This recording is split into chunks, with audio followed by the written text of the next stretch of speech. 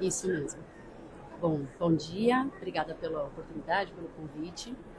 Então, eu sou a Tatiana, represento, né, a coordenação do Colégio Escalada, sou uma das coordenadoras, e a Cida é a idealizadora, né, mantenedora do Colégio Escalada, que nasceu em 2000. Então, a gente já tem 25 anos aí, né, de história, de estrada, e agradeço muito por estar aqui, espero poder contribuir um pouquinho.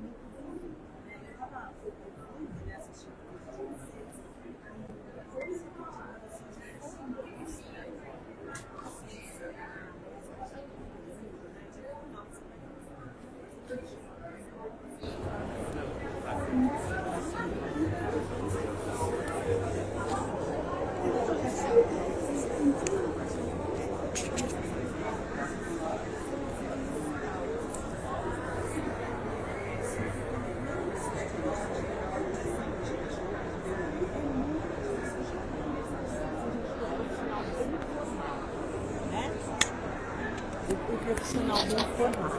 Então, ou tem uma falta lá da habilidade linguística ou da habilidade didática, então, e a gente precisa fazer a formação inicial mesmo. Como que essa formação ocorre no Colégio Escalada? E vocês têm mais um componente lá que é a neurociência, né, que eu achei super interessante. Então, como que isso funciona no Colégio Escalada? A gente entende que a função da escola não é só formar alunos, né? A gente sempre fala que a gente está aí para formar profissionais também. O que é isso? Na teoria, eles já estão formados, estão prontos para ser uma sala de aula, mas na prática não é bem assim. A começar pela própria formação, que infelizmente curso de pedagogia e até outros cursos no nosso país ainda não são de muita qualidade, né? Sempre falta alguma coisinha, mas também porque cada escola tem a sua característica, né? A sua metodologia, então é sempre importante que a escola faça sim essa formação, e essa formação inicial e a contínua. Vamos mesmo falar um pouquinho da formação inicial. Então, a começar que sempre que possível a gente gosta de fazer um plano de carreira. Então, a gente contrata muito estagiário e a gente vai formando esse estagiário. Claro, se a gente se identificar, né, com a professora e a pessoa se identificar com a escola, com a metodologia, mas essa é a nossa forma preferida, né? Entra como estagiário, depois é efetivado. Então, naturalmente, essa pessoa já vai sendo formada na nossa metodologia e na nossa cultura escolar mesmo, né?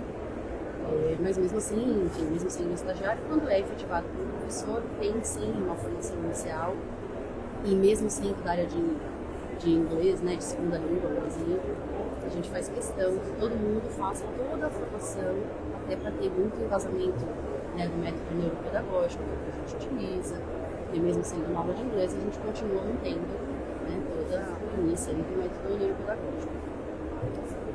Então a gente tem hoje até um treinamento nosso mesmo, parte online, né, parte gravada em vídeos, e outra parte sempre presencial, né, para essa formação inicial. E nessa parte gravada a gente consegue acompanhar, quem fez, como fez, tem até uma avaliação simples, mas uma avaliação para a gente monitorando como é que está o entendimento dessa pessoa com relação à nossa metodologia. É um acompanhamento cuidadoso, né? Porque tem que ter mesmo, né? Esse acompanhamento. É interessante como assim o professor ele vai se inserindo no DNA, né? Da escola e da formação de vocês. Muito interessante. E quais estratégias depois, já voltando para uma formação mais continuada? Tatiana, quais estratégias vocês mais usam, né? Porque a gente tem várias coisas que a gente pode utilizar como meio de formação. Observação de aula, que no inglês a gente faz muito, né? Journals, que em inglês, né, principalmente em institutos de idioma, são muito comuns. Casos de ensino, comunidades de aprendizagem, que a gente está querendo instituir agora no seu método, para integrar os professores e ter uma troca e fazer essa formação continuada. O que mais acontece no Escalada que você vê assim, como um grande, né, uma grande contribuição para a formação dos professores? Primeiro que, como toda rotina escolar, é muito complexa, dinâmica, então a gente até adoraria se pudéssemos ter mais tempo para a formação continuar. Mas, então a gente tem que se virar com o tempo que a gente tem. Então, a observação de aula é algo, né, que a gente também faz com muita frequência e da maneira como é possível. Né? Então, mesmo que a gente não consiga, às vezes, acompanhar uma aula inteira, mas que sejam fragmentos, né? Depois a gente vai dando esse retorno dos professores. Eu e a Cida, principalmente, né? A gente gosta muito de estar em sala de aula, inclusive com os alunos. Então, a gente também dá algumas disciplinas, tá? Porque isso também a gente já entende muito ali daquela turma. A gente entende como é que está o raciocínio, como é que está o nível de argumentação, participação, né? Então a gente tem sim essas disciplinas que são ministradas por nós. E aí, além da gente conseguir avaliar, né, como é que estão os alunos, a gente conhece bem a turminha também. Entender o contexto. Entender o contexto. Então, às vezes, uma turma às vezes que é mais difícil de lidar, uma turma que é mais extremamente participativa, e aí fica até uma turma mais barulhenta, por exemplo. Né? Então a gente sente na pele isso, né? Entende como é funciona, e a gente também vai tentando algumas estratégias até para ajudar o professor. Olha, comigo eu faço essa estratégia e dá super certo, tenta você também. Então isso nos ajuda a conhecer os alunos de perto e isso até dá muito embasamento para a gente na hora de ter famílias. Então, quando um pai vem com uma dúvida, marcamos uma reunião, a gente tem propriedade para falar do comportamento, da participação, do conhecimento daquele aluno. A gente faz também o acompanhamento de provas, né? Então, os professores corrigem as provas e a gente recorrige. Para evitar que ele erre, claro, mas também para a gente acompanhar muito de perto como estava o aproveitamento deles. E ali, né, a gente consegue avaliar se algum aluno precisa ser passado, se alguma habilidade, né, não é aquela conteúdo, mas se alguma habilidade ali precisa ser reforçada com aquelas crianças. Então, além dessa observação de aula, a gente faz principalmente nos momentos de planejamento, né, desenho, a gente faz muita formação, tanto com gente de fora, né, que a gente chama assim, parceiros, terapeutas, né, para contribuir com a nossa formação, mas a gente vai tentar coisa interna também. Então, na medida do possível, a gente tenta trazer o que a gente observa como demanda, né? Então, se a gente vê que a nossa equipe está com uma atividade específica, é isso que a gente tenta trazer para eles. Quando a gente quer colocar alguma inovação na escola, né? Nesse momento que a gente aproveita para treinar, para capacitar. E o que a gente faz muito é a troca. A troca de conhecimento entre os pais. A gente acha isso muito importante. E aquele conhecimento que a gente tem, quando a gente ouve uma coisa, quando a gente vê uma coisa, mas quando a gente explica, a gente aprende, a gente fala para as crianças, isso também funciona com os professores. Então a gente sempre promove, em relação à nossa metodologia, essa troca. Então eles é que vão explicar para os pais sobre a metodologia.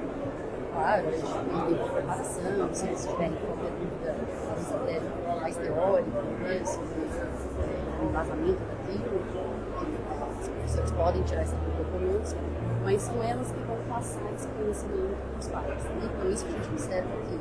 Primeiro, aquela pessoa tem mais propriedade do que ela está falando, né?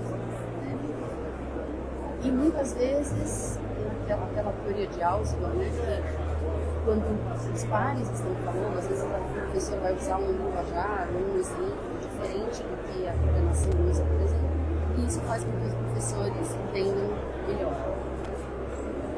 A gente tem também a gente trabalha com a metodologia de projetos, né? Tanto no infantil quanto no fundamental 1. E é uma metodologia também que não é simples, né? Assim, para quem nunca trabalhou, requer uma formação. Então, no começo do ano, cada professor monta o seu projeto, mas depois que todo mundo já montou, a gente sempre reúne os autores, e aí cada um vai apresentando o seu projeto e todos os demais vão contribuindo. Né? Vão contribuindo tanto com ideias, quanto também com o conhecimento que eles têm da turma. Então, às vezes, por exemplo, eu pego uma turma, eu não peguei, mas que a Adriana já pegou. E aí a Adriana pode contribuir, nossa, isso vai combinar muito com essa turma. Olha, pensando na característica da turma, talvez se você acrescentasse isso no seu projeto, você conseguiria mais atenção daquele aluno. Então, isso torna também o projetos ainda mais rica e contribui para aquele que não tem tanta familiaridade com a metodologia, mas já que ele está entendendo que na metodologia de projetos precisa colocar essa prática, colocar essa experiência, essa vivência. Então, a gente faz muito essa troca também. Muito interessante, Tatiana. E acho que a gente vai falar um pouco de como manter o professor motivado para essa capacitação contínua, esse desenvolvimento contínuo, mas acho que você já falou muita coisa aqui, né? Da troca de experiências, né? Alguém que conhece mais de projeto ou que conhece menos de projeto, então vai fazendo essa troca, né? Acho que isso é uma forma de manter o profissional sempre motivado e querendo aprender, né? Muito interessante, muito bom. E tem algo, né, que a gente fala muito em educação, ensino, independente do ensino se é de idiomas, se não, que é da reflexão do professor. Né? A reflexão para a prática, a reflexão na prática, né? Quando a gente está lá no oba-oba da sala de aula, né? Refletindo o que está acontecendo e a reflexão da prática, né? Então, para na e da prática. Né? Como vocês tentam motivar isso no professor, até como uma estratégia também de desenvolvimento profissional? Motivação é sempre um desafio, né? Porque é claro que a gente tenta motivar da melhor forma possível, mas a gente sabe que a motivação ela é muito mais intrínseca do que extrínseca. Né? Então a gente procura valorizar o máximo profissional, né? Ser parceiro dele. Então a gente sempre fala que o pai, não importa muito quem errou, quem acertou, né? É o colégio, ele está entendendo que é o colégio. E assim tem que ser com a gente também. Então, se o professor errar, eu estou do lado dele, no erro, né? Até porque se ele errou, eu sempre entendo que tem uma parcela nossa também. Talvez alguma coisa da nossa formação falhou, talvez a gente podia estar mais do lado, né? Então a gente sempre está nessa parceria mesmo, de falar, não, então assim, se aconteceu algum erro, ou não aconteceu, se ninguém erra, mas não aconteceu, a gente não vai simplesmente colocar o dedo, né? Vamos juntas, vamos ver como é que a gente vai resolver isso, né? Como que eu posso te ajudar? A gente constantemente sempre junto com o professor para fazer alguns questionamentos como esse, né? Então, como que eu posso te ajudar? Você está com alguma dificuldade? A gente faz um acompanhamento na medida possível, até de caderno dos alunos, por exemplo. Né? A gente tem lá um sistema de correção totalmente diferente, que é um sistema bem trabalhoso. Ele dá muito resultado para o aprendizado, mas ele é muito trabalhoso para o professor. Então, constantemente a gente pega esse material, dá aquela olhada e fala, olha, eu estou vendo que está um pouquinho atrasado. Vou te ajudar. Vamos dividir as matérias, por exemplo. Como a gente pode fazer? Então, a gente procura estar realmente lado a lado com ele. Eu acho que isso motiva. A gente procura sempre mostrar a importância da formação, não só para o presente, né? Não só para o momento enquanto ele está aqui no campo de escalada, mas que essa bagagem eles levam. E levam não só na parte profissional, não só como professor, mas eles levam para a vida. Então, por exemplo, a gente trabalha também com disciplina positiva. É algo que a gente valoriza muito e treina toda a nossa equipe para isso. Isso é para a vida, né? A gente usa a disciplina positiva no nosso marido, né? Então a gente procura sempre mostrar isso para eles, quanto de ganho mesmo eles têm em todas as áreas da vida. O que eu acho interessante, Tatiana, é que vocês oferecem um programa para os alunos um socioemocional muito, muito forte, né? A impressão que eu tenho assim, lendo e ouvindo a Vivi falar do colégio. Mas isso acho que passa para o professor também, né? Um cuidado com o socioemocional do professor, né? Porque a gente fala muito do socioemocional do aluno, a gente anda aí pela feira, tem vários booklets de socioemocional para trabalhar com os alunos. A gente fala, e o professor, né? Um professor socioemocionalmente abalado, ele não vai conseguir fazer nenhum trabalho com os alunos, né? Então acho que os professores aqui, acho que é o que a gente quer ouvir, parceria, né? De ter uma parceria de uma coordenação da escola, da direção, né? Compartilhar as tarefas, né? Acho isso muito importante, muito bom. E pensando um pouco para o futuro agora, né, Tatiana? Porque a impressão que eu tenho, não sei se os professores aqui têm essa impressão, que o mundo está numa evolução a 1000 por hora e a educação parece que está sempre correndo atrás, né? Parece que a gente está sempre perdendo fôlego, né? Talvez até porque a educação ainda é muito tradicional, né? Ou é muito cuidadosa, né? Para incorporar as inovações, como você falou, né? Então, pensando no futuro, nessa mudança que está acontecendo assim da noite para o dia, umas coisas assim loucas, né? Como que a gente pode formar o professor para esse futuro ou para essas mudanças que estão acontecendo assim a todo vapor? E eu achei interessante que, né, logo lá no começo você falou que vocês fazem essas capacitações no início do ano, né, que vai muito ao encontro do que é preciso, né, do que os professores precisam, das necessidades da escola. Então, como essa capacitação para o futuro, ou como essa mudança muito rápida da sociedade acontece lá no escalar? A gente valoriza muito o estudo, né? A pesquisa, o estudo. Então, a gente procura passar isso para o professor, porque, no fundo, é isso. A gente não sabe exatamente o que vai ser daqui a 10 anos. Então, daqui a um ano, às vezes, né? A gente vê com a AI, assim, foi uma revolução de uma hora para outra, né? Que abalou todo mundo, né? Então é bem complexo para a educação mesmo, né? Muito complexo, né? Então, assim como para os nossos alunos, né? A gente já sabe que vou prepará-los para o que exatamente? Eu não sei. Então, realmente a gente precisa trabalhar diversas habilidades para que eles estejam prontos no futuro, que a gente não sabe exatamente quais habilidades, né, vão ser essenciais ali. E a mesma coisa para o professor, né? Então a gente tenta colocar essa ideia para o professor para que ele sempre busque, para que ele tenha o hábito de estudar, porque sim, o mundo muda muito rápido. Hoje, cada vez mais, assim, a gente tem uma diversidade enorme dentro da sala de aula, né? Então a gente não sabe lidar com o mundo, a gente tem sim que estar permanentemente correndo atrás de informações, né? Tanto de estratégias, até no lado de inclusão. Eu sempre falo também que tudo é estado na escola, né? Então, o trânsito está ruim, já sei, coloca a escola, trabalha em educação do trânsito. Está tendo bullying na escola, agora eu sou obrigada a fazer um programa de racismo na escola, faço um trabalho antirracista. Então, assim, só vem cobrança pra gente, não vem ali, muitas vezes, como fazer, né? Não vem a formação. Então, se a gente não buscar isso, a gente corre o risco até de cometer equívocos na hora de tentar trabalhar algum assunto tão importante como esse. Então, a gente procura sempre fazer o possível entender o tamanho dessa responsabilidade, né? E o quanto sozinho a gente não consegue. A gente tem sim que buscar parcerias importantes, a gente tem sim que estudar muito, né? Buscar bons modelos, boas referências, para a gente tentar acertar o máximo possível. Eu acho que você tocou num ponto importante, que sim, está tudo caindo assim nos ombros da escola mesmo, né?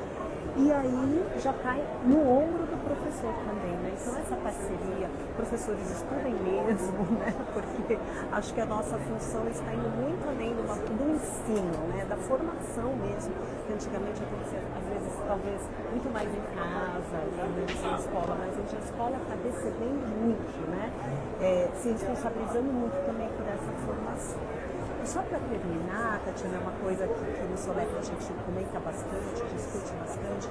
Ontem o Juarez, o nosso diretor operacional, falou sobre isso. A gente assistiu, né, Vivi, uma palestra falando sobre educação midiática, né, e da importância, hoje em dia, da gente realmente orientar os professores, né, para uma formação midiática, para que eles possam formar um aluno, né, mais crítico, né, com todo esse bombardeio midiático que a gente tem de AI, das redes sociais, né?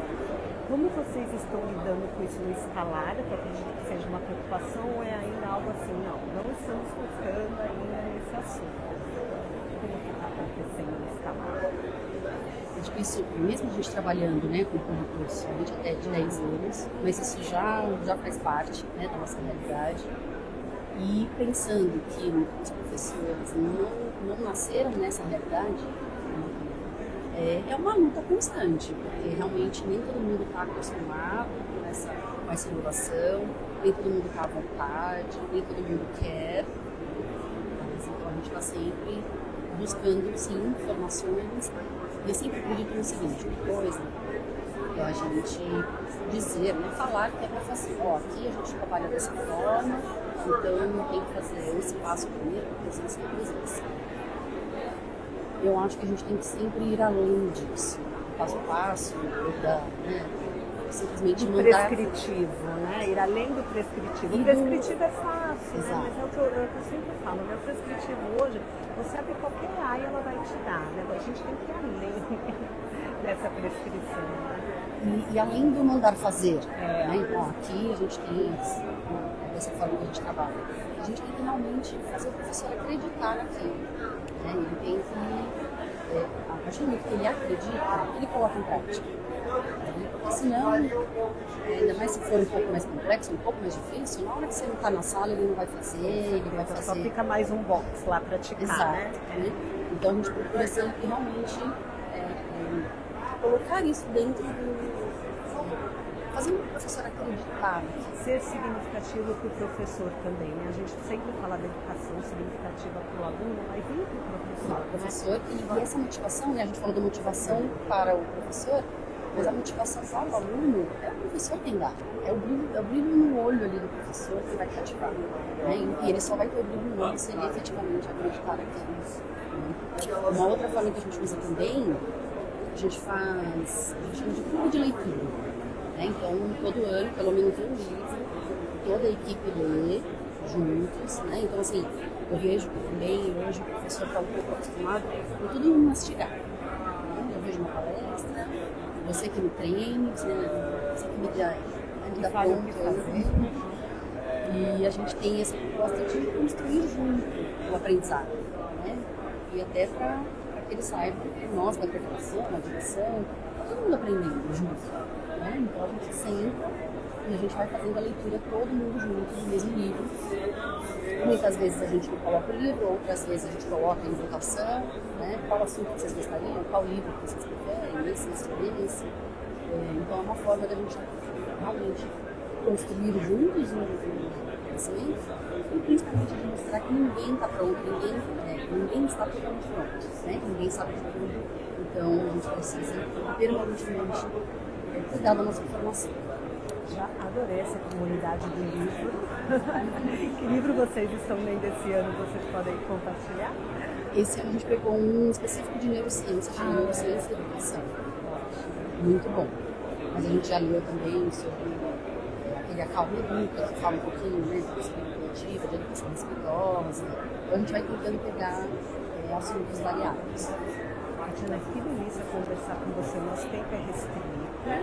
Então eu vou abrir para perguntas. Se alguém tem alguma pergunta aqui sobre educação profissional, educação de professores.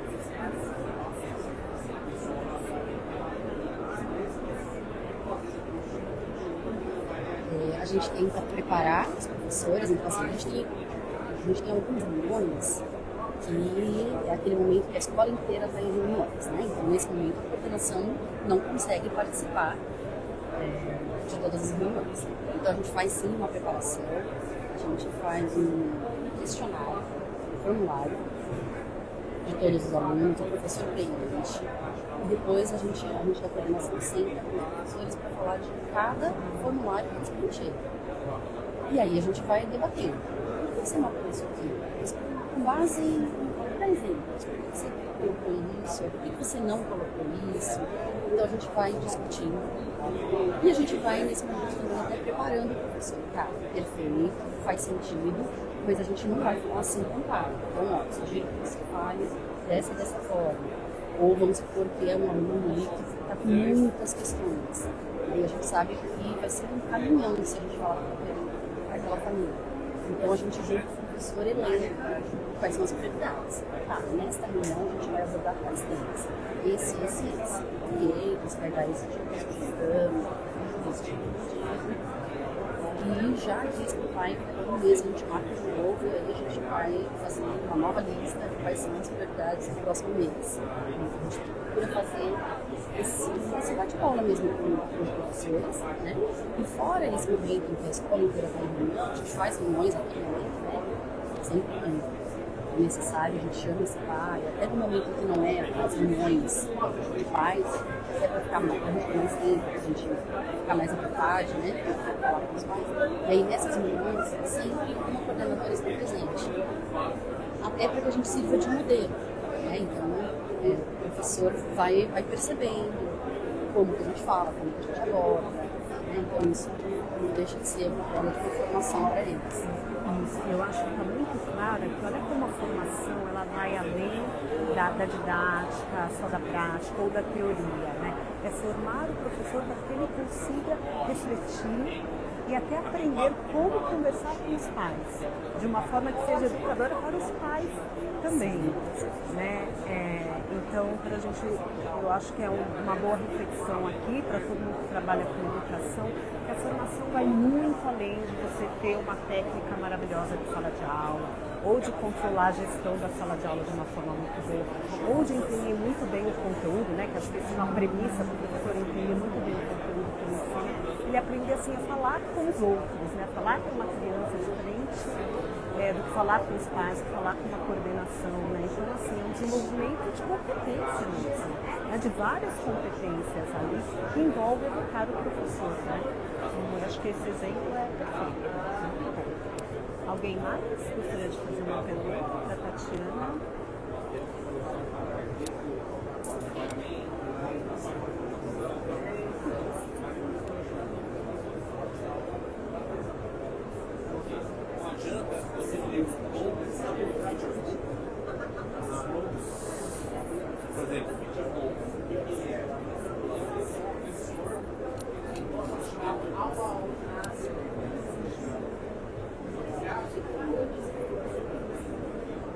A maioria dos professores vão pegar o seguinte: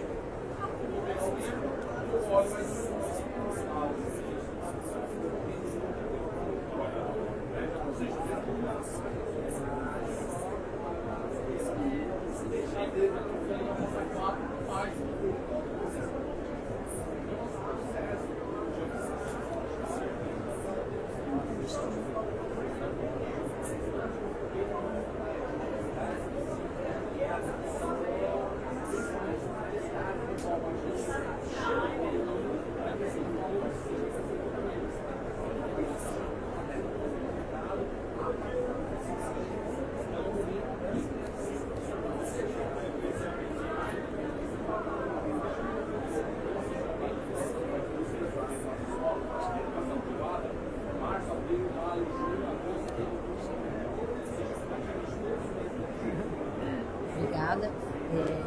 Isso é uma coisa que os nossos professores falam muito, dessa atmosfera que tem no colégio, né? Essa atmosfera realmente de colaboração, e assim, né? Todas as pessoas precisam melhorar em algum ponto, né? Então a gente não deve ter vergonha do que a gente precisa melhorar, mas a gente deve sim buscar apoio, buscar auxílio, né? E isso elas fazem muito entre elas mesmas, né? Você fala muito do apoio da coordenação, mas entre elas mesmas, assim, eles mesmos, né? Porque a gente tem também professores, homens muito colaborativos também, e eles realmente se ajudam mutuamente, né? Então, enfim, a parte tecnológica dela é mais difícil, né? Os gente mais novinhos, né? Tem mais facilidade, vão auxiliar.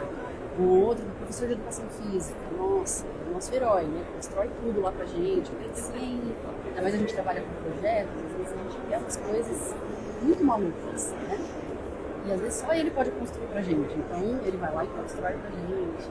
Então essa colaboração realmente é muito bacana. E muitos professores que vêm de outras escolas falam que isso é realmente uma marca do colégio escolar. Sim, Tatiana, eu também queria parabenizá-los, né, pelo trabalho que vocês fazem lá no Escalada. Acho que fica muito claro aqui que, enquanto a gente está falando socioemocional para a criança, vocês estão a um passo, né, além disso, né? Emocional para a criança, emocional para a comunidade escolar, e o professor está dentro dessa comunidade escolar, então ele tem que ser incluído. Eu acho que vocês fazem isso com muito cuidado, reflexão, colaboração, e eu, como super fã de professor que eu sou de ensino e de educação, olha, parabéns mesmo, né? Eu tenho certeza que os professores estão lá muito felizes e estando felizes, consequentemente vão fazer um trabalho maravilhoso com as crianças, né? Então, muito obrigada pela sua presença, pela sua troca de experiências aqui. Acho que todo mundo vai sair com alguma sementinha, né, para pensar um pouco. E aproveite a feira também. E adoraria conhecer o Escalada em uma oportunidade. Com certeza, o convite está aberto a todos. E só para terminar, eu acho que assim, é legal que todos os gestores precisam ter em mente que a formação do professor é a alma da escola, né? Porque assim, a escola normalmente é um sonho, né? Alguém que sonhou com aquilo e está colocando o sonho em prática. Mas só o sonho não é possível, né? Só o sonho não é suficiente. A gente precisa de alguém que sonhe esse sonho junto com a gente, né? E essas pessoas são os professores. Então a gente realmente tem que valorizar isso. Entender que sem eles o nosso sonho não se realiza, né? E dar a devida importância para isso. Muito obrigada, Tatiana. Muito obrigada.